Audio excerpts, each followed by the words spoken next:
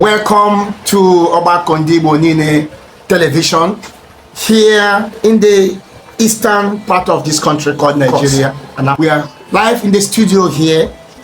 And today I'll be discussing with an important personality in Igbo land. Of course, there are people who are trying to make things happen, who are sad with the current development in Nigeria, particularly in Igbo land. I have today with me Chief Ambassador Apelu Azunna, PhD, President General of Ogbako Ndigbo Nile. Of course, it is also important to let you know that Azunna is an academic, business research and development expert, a socio-cultural enthusiast who is championing free adult literacy education program in all parts of Igbo land. Chief, you're welcome. Well, I appreciate you. Thank you so much, Val Igobike. I know you as a true Igbo son who has been in the vanguard of portraying Igbo in the in the limelight and the right perspective. I know that a lot of people have a different perspective about Ndigbo, but they're among the people telling the world the truth about who Ndigbo are. And the world, the Igbo people are very happy with you, and the world also is very happy with you. So I have no doubt when I see you coming to do this kind of interview. So I'm encouraged. Thank you, Chief. Thank you for actually appreciating that. Chief, on a serious note, things have fallen apart, and of course the center is no longer holding. We have one or two things to look at quickly in this studio today. Voter apathy in the concluded just in Abuja. We had election, the area council election in the FCT. It was alarming. The unwillingness of people to participate in the polls was loud.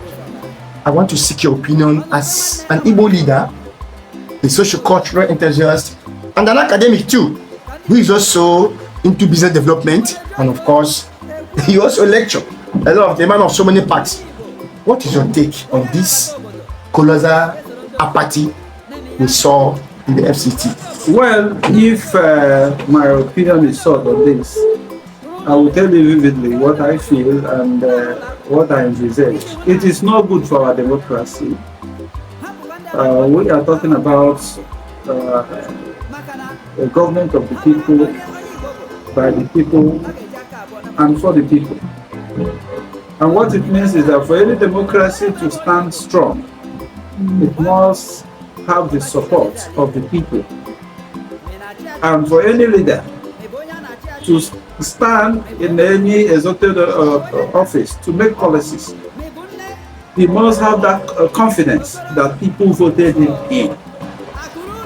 So I am thinking that the issue of voter apathy being experienced is not good, for our democracy, because just like you see somebody who wants you to fail and you go out there to fail.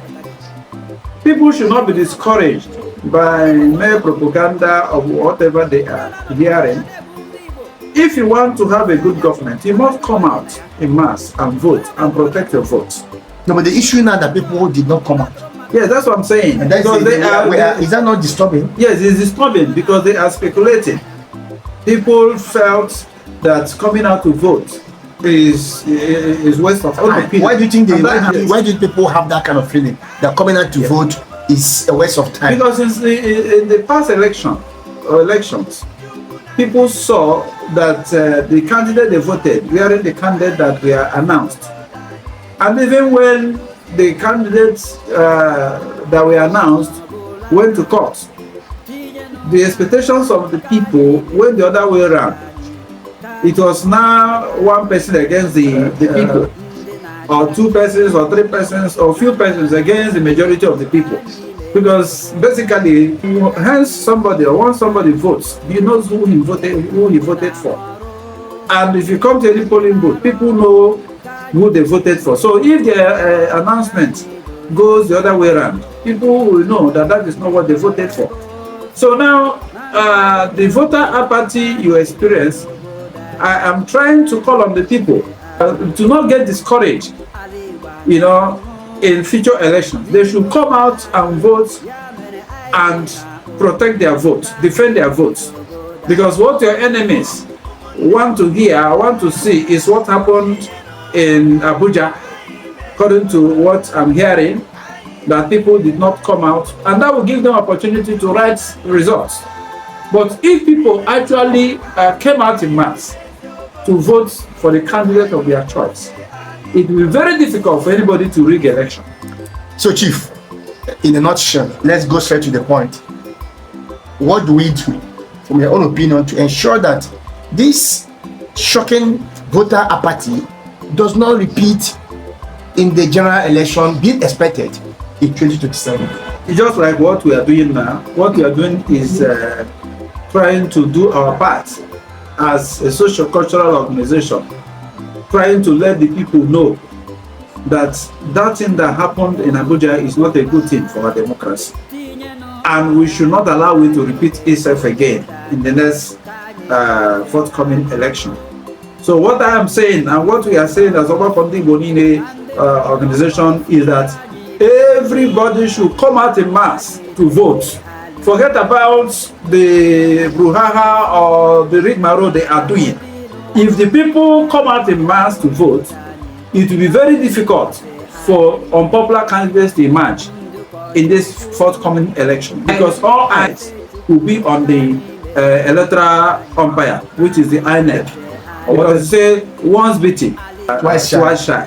Okay. So for now, we are advocating that people should not get discouraged. They should come out to vote and defend their votes.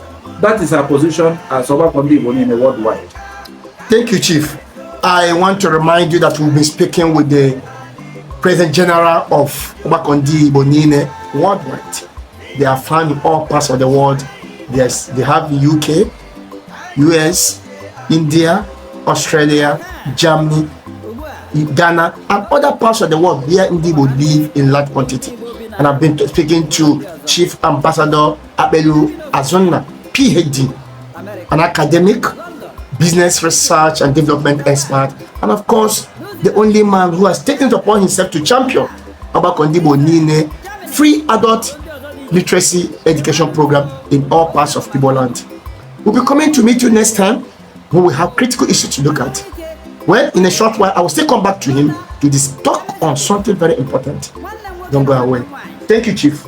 I appreciate you. Vali Webike, you have been a popular one in this Igbo Vanguard. We appreciate you. God bless you. Thank you, sir. Remain there for us. Yeah.